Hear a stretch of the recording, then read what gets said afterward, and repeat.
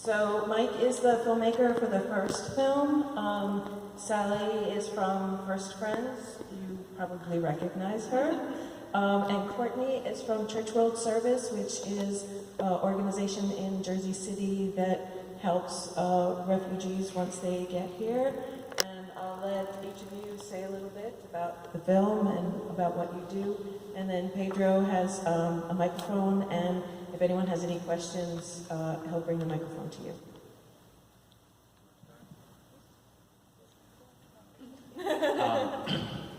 Well, the first film that you saw was called Dignity for Immigrant Detainees, and it highlighted a lot of the work that First Friends of New Jersey and New York does.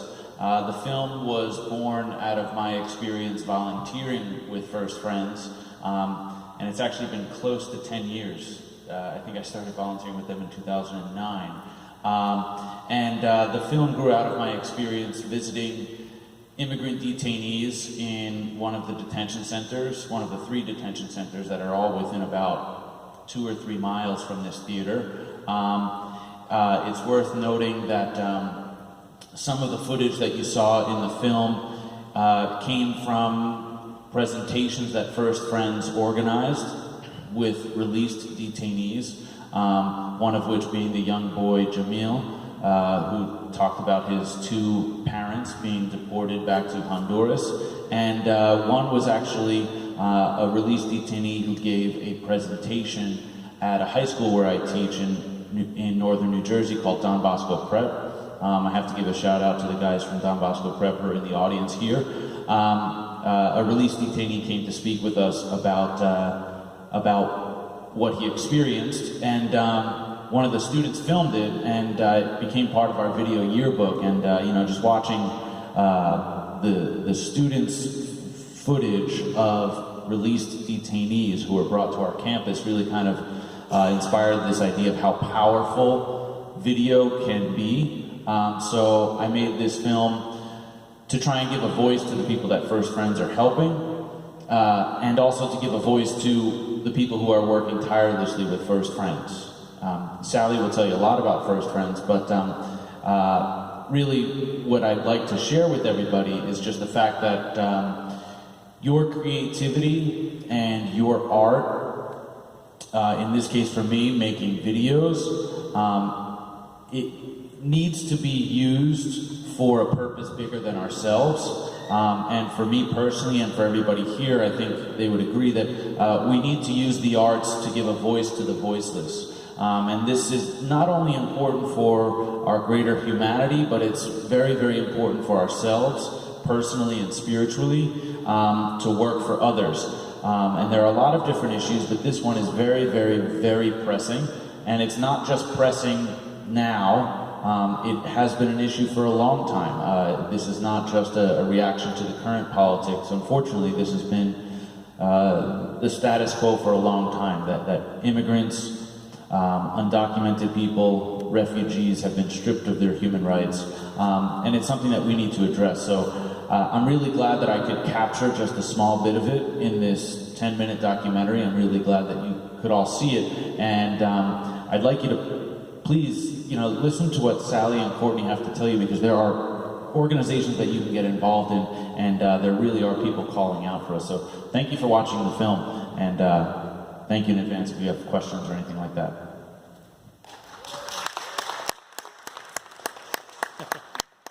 Thank you so much, Mike. In just doing this documentary and watching it over and over again, it really humbles us, and in just looking at the way we can make a difference in some of the individuals that are highlighted in the video, in their lives, is truly why I really do this work, because every day is a challenge and every day is a struggle, but we try to just emphasize the love and the support that we can find, that we can provide for people who are languishing in detention. And just to kind of put it into context, like the video indicated, we have been doing this work since 1999, and just emphasizing that we are the first friend to somebody who's arriving here in this country, a stranger amidst us, and just providing that love and support for them makes a difference, because they truly are the individuals who get involved with the organization and have the ability to give back and help their brothers and sisters who are often coming out of detention. We are seeing more than ever right now, when you look at the video that followed it in terms of refugees coming into the country and asylum seekers who are fleeing the same circumstances as their refugee brothers, who in technicality is the same. Asylum seekers and refugees are the same, but the government's policies is really to be unwelcoming to asylum seekers when they come to our shores, often handcuffed, shackled, and placed into detention for indefinite periods of time. We are seeing individuals languishing in detention for months to years. I have somebody I'm working with 5 years in immigration detention who's fleeing from the Middle East violence. And so, you know, this prolonged amount of time in detention is highly traumatizing to asylum seekers, and we are seeing devastating consequences of mental health for these individuals. But to put it into context, prior to the 1990s, individuals who were placed in detention were about 30, and then came, you know, a little after the 1990s, lobbying groups such as for-profit prison companies like the GEO and the CCA group decided to lobby and got many contracts to hold immigrants in detention, and mass incarceration ensued, not just in immigration detention, but also for the criminal population. And so we saw detention grow in the span of a decade to fourfold, where the video even highlights 34,000 people on a given day. But under this administration, it has grown to 40,000 people detained currently in over 250 facilities that are contracting with the federal government. 62% are for-profit prison companies that are holding immigrants in detention, including asylum seekers. And this number is estimated to rise to over 51,000 under this administration, calling for huge budget just for enforcement and removal of individuals, as well as to build the border wall and to eliminate refugees coming into the country, or actually bringing down the numbers to a significant low. So this is devastating in terms of immigrant communities being torn apart and being separated, families being torn apart, as Jamil's family has been for the past 10 years. He has not seen his family. And so, you know, these devastating consequences we see directly in the work that we are doing.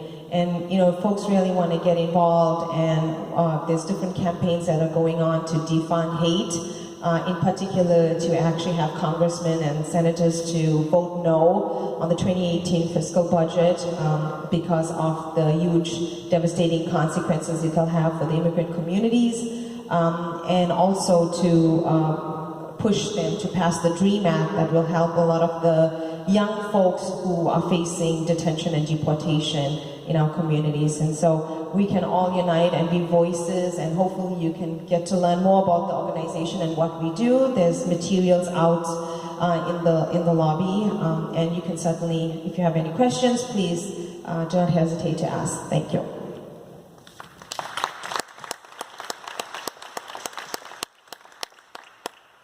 My name is Courtney. I'm with Church World Service, and the majority of our work is with refugees, so that really pertains more to the second film, though we do work with asylees after they've been approved for asylum and released from detention. So I'll speak more towards the second film. Essentially, the folks in the second film, they had been coming from refugee camps. Their application to come to the United States had been processed overseas prior to them flying here. The average time it takes for them to go through that application process is at least 2 years. It's usually longer. And the average length of time someone spends in a refugee camp is somewhere between 21 to 27 years. I recently heard the UN say it's more closer to 27 years now. And I can say for certain that the one family that you saw, they were talking about Nepal, and at the end the father was dancing. Those folks were coming out of a refugee camp that had been established in 1991. So I remember working with folks like that family. And the purpose of the hotel is basically once they've been approved to come to the United States, they fly through a couple of ports of entry, and one of them is in Newark. And before they go to their final destination someplace else in the United States, they stay overnight because it takes so long to get through immigration processing, and the flights are very long, but they usually put them in a hotel for the night before sending them to their final destination, which could be anywhere in the United States. As you can see in the film, they're scared. They're really uncertain about what they're getting into. I think that's pretty obvious in both of the films, actually, the folks that were interviewed. They're not sure if they can, the food doesn't taste right. They are not certain if they can practice their religion here. They don't really know if they can move around. One of the women, she said, maybe we can, become citizens in 10 to 12 years, which for that group, they've been stateless since the early 90s. So citizenship, it's very important to people who are coming out of detention and are coming as refugees as well. So there's just a lot of uncertainty and a lot of fear.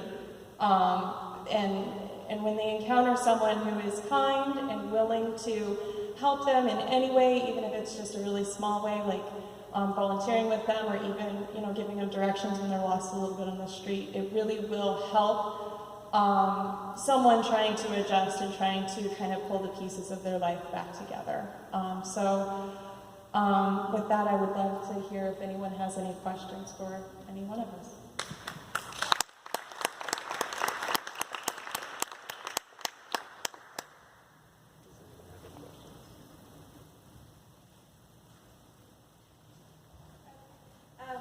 My question's for Sally. I noticed in the first film that one of the was describing when she first arrived to the airport and she was asked to sign something, and she didn't understand what it was. So I wonder if you could speak more about that and what they're usually asked to sign, and if there's any way to get them help at that juncture immediately, like a translator or something like that. Yeah, so oftentimes when somebody comes to the airport, whether they have a valid visa or not, it is at CBP, Border Patrol, TSA, who is currently at the airport at their discretion to allow somebody entry. So regardless if they have a valid visa, they may not even be allowed entry. So in this particular person who is currently here in the audience actually, when she arrived at the airport, like several other individuals that go through the process, once they claim a certain fear, it's mandatory for them to go through an interview process where they have to establish some form of credibility of fear, whether they have a reasonable fear or a credible fear. And then they go through a list of questions and they give them documentation. And oftentimes we see and hear from individuals themselves that they are provided documentation that is not in their language.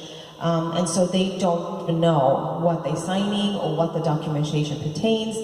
We are told that there is translation lines that oftentimes even in facilities that they would utilize or not utilize, and individuals sometimes may end up signing a deportation document that would end up putting them back on a plane and being deported back to where it's very unsafe for them.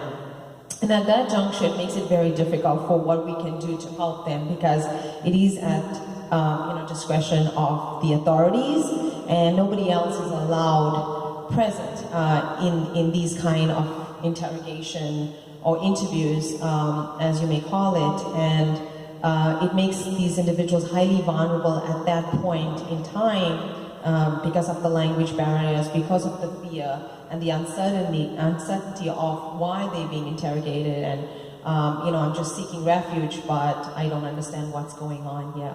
And so, yeah, that's kind of usually what happens, and it makes it difficult. Even if they may, at that point in time, say they have an attorney, I don't even think the attorney would be allowed in these interview rooms with the individuals.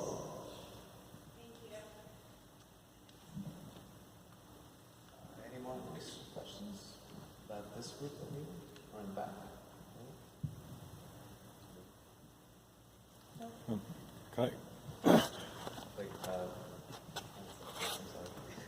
Yeah.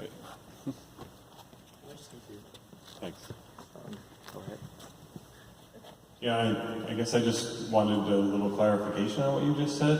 You were talking about fear. Is it the TSA has a fear about this individual, or this person is saying, I'm fearful in my home country and that's why I'm seeking asylum? Just wasn't sure. I'm fearful that my country is not going to provide me safe refuge.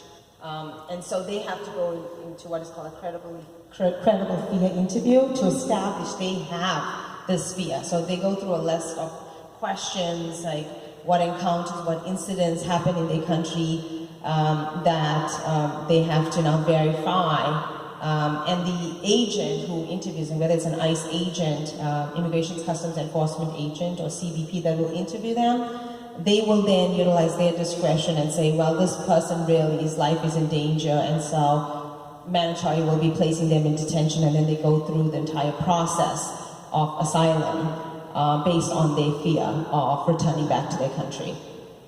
So they have to establish that fear with the agent, the individual themselves. I have to say, seeing those people's faces up close, I can see the fear very, very clearly. I just wanted to add that, you know, to kind of add on to Sally's point that refugees and asylees are really brothers and sisters. Before refugees are admitted to the United States, they have to establish a well-founded fear of persecution, which is the same thing that asylees have to do as well. And they have to go through an immigration interview overseas to describe that well-founded fear of persecution. So I just wanted to emphasize that, and also to say that, you know, refugees, when they are going through this process, they'll have been recommended by the UN, whereas asylees are really coming here alone often. So they're a little bit more, they're a little more out to sea, to use a very poor analogy, but they're a little bit more out to sea trying to go through this process by themselves, whereas in refugee camps, there might be a couple thousand people who are trying to go through the process at the same time.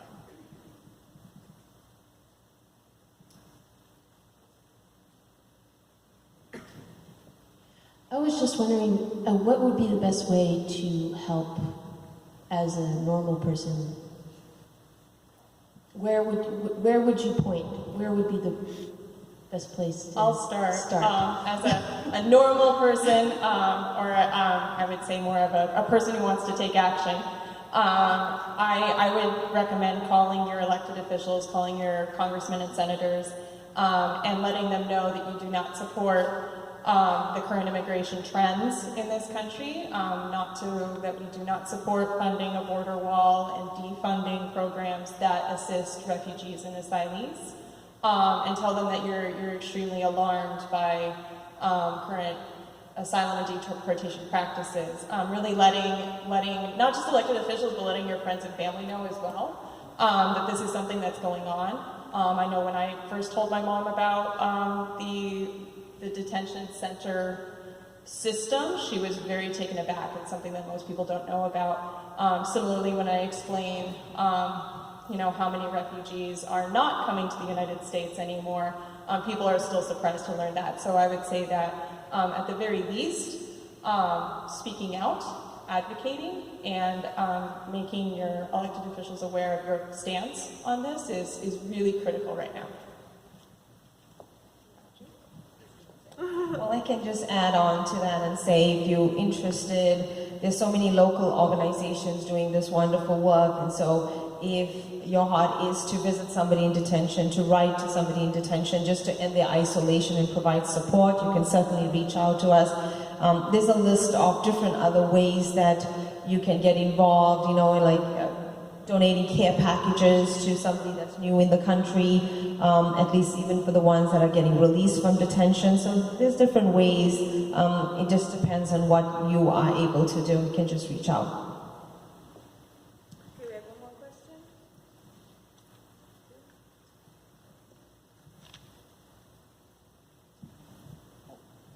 I just want to make a comment to say thank you, the three of you, for the courage that you have shown us as individuals for doing amazing work. And I have a question. Do you know of any organization or effort to train those people in CPB, the Border Patrol, or ICE to be more humane?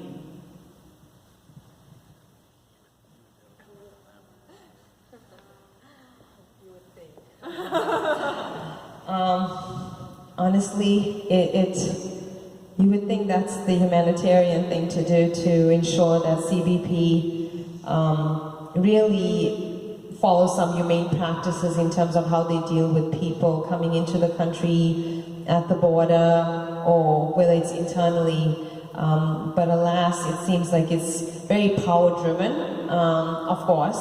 And you do get to hear McLean, who's featured on the video, who's here, she will tell you that there are certainly officers or staff within these facilities sometimes that are much more friendly and supportive and helpful than others, while others really go on a power trip and ensure that individuals' lives are really cruelly described as they may try to enforce some of that power on individuals, and it makes it difficult. And I think this comes more from federal. If the federal government can ensure that these individuals are trained to handle such a diverse population, that maybe, hopefully, they'll be competent enough to address some of these vulnerabilities that individuals have. But yeah, that's definitely a good thing to kind of consider. Well, to respond directly to that question is really difficult because from my experience as an activist, I've found that we've collectively gone down this road where it is just way too easy for people's human rights to be just totally disregarded.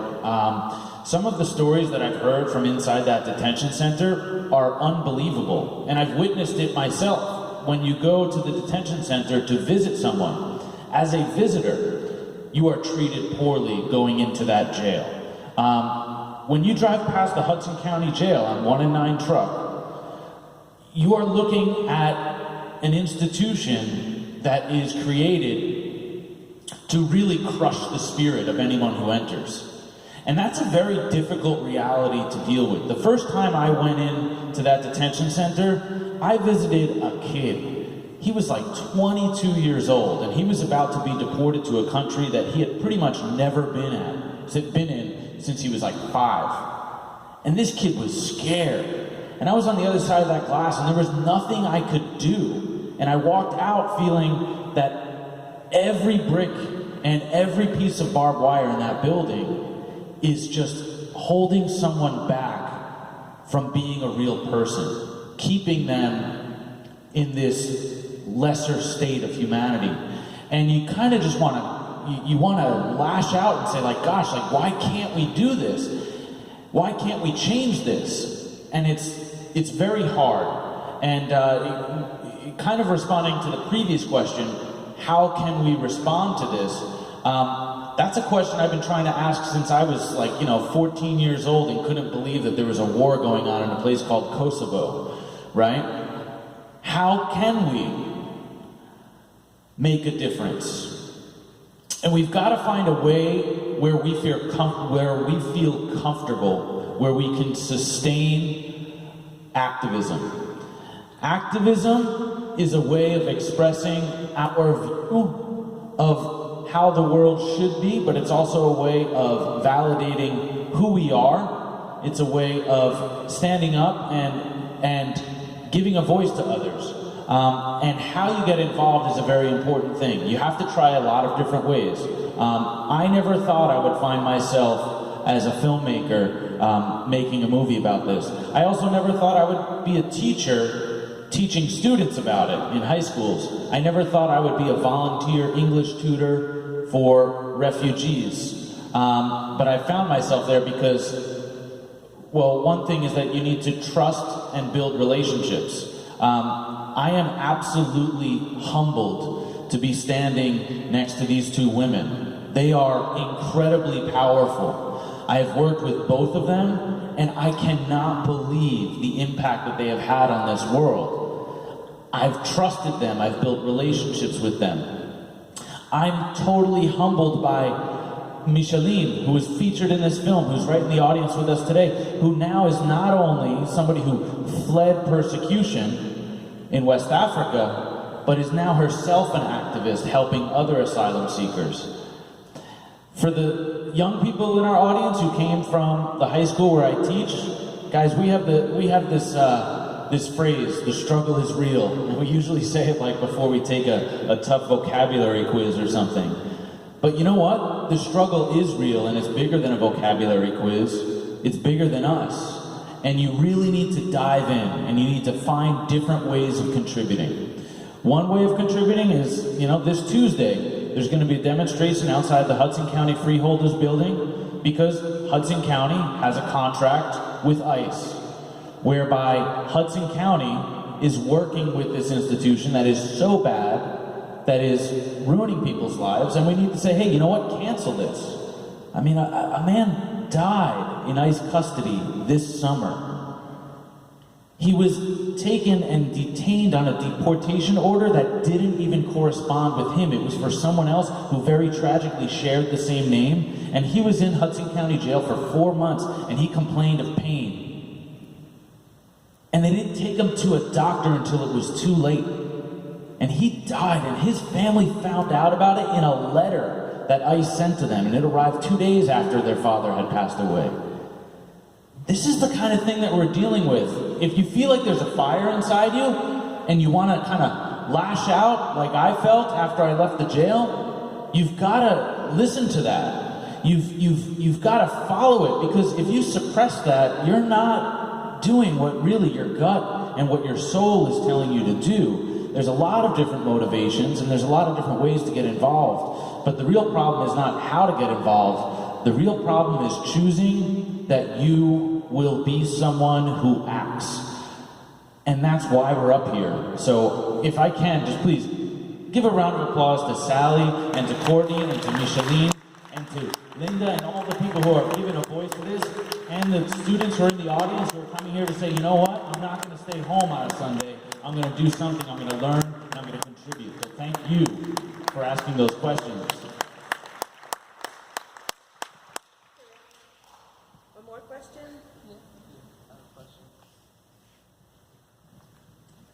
This is for the film artist. Thank you so much for your passion. As a fellow film artist, I really appreciate using your art form towards activism. And for other fellow film artists who feel the same, just a practical question, if you wanting to make change through your art form, how did you begin? How did you start by making those connections in order to give people a voice that don't have one? So how did I begin? I started making documentaries when I was in college, and I'll be quite honest with you, I was intimidated by filmmaking. I knew that it's an incredibly powerful art form, and I went into it tentatively, knowing that I would not be able to make a documentary or a film of the same caliber of the ones that impacted me. And perhaps that was setting myself short, but it actually, I think, set me up for a really good avenue to tell very important stories. However, I started telling those stories with very, very low quality equipment, with only a very tacit understanding of storytelling through film, and I just kind of learned as I went along, and that led me to make a couple of social issue documentaries in Latin America. I was aided by some very incredible people who were also learning how to do this. One of whom is my wife, Marina. We produced 2 documentaries together, and they had moderate success. Coming back to this film for me, is kind of revisiting filmmaking after, 10 years of becoming a high school teacher. Some other filmmakers have seen clips of it and they say, my God, that's a square screen. And I said, yeah, it's SD, it's not HD. I'm filming on equipment that's, 15 years old. But I don't think that should ever be a limitation. If you don't know how to do it, you can teach yourself. If you don't have the right equipment, you can always do more with less. And if this is a testament to that, then awesome, that's great. telling the story is very important. Access to truth is the most important part of art. Communicating truth, communicating meaning is the most important part of art. Talent is actually very cheap, I've found. There are many, many, many brilliantly talented people out there. The question is, how do we translate that talent to something meaningful that speaks universally? And that's what I try and do. So thanks.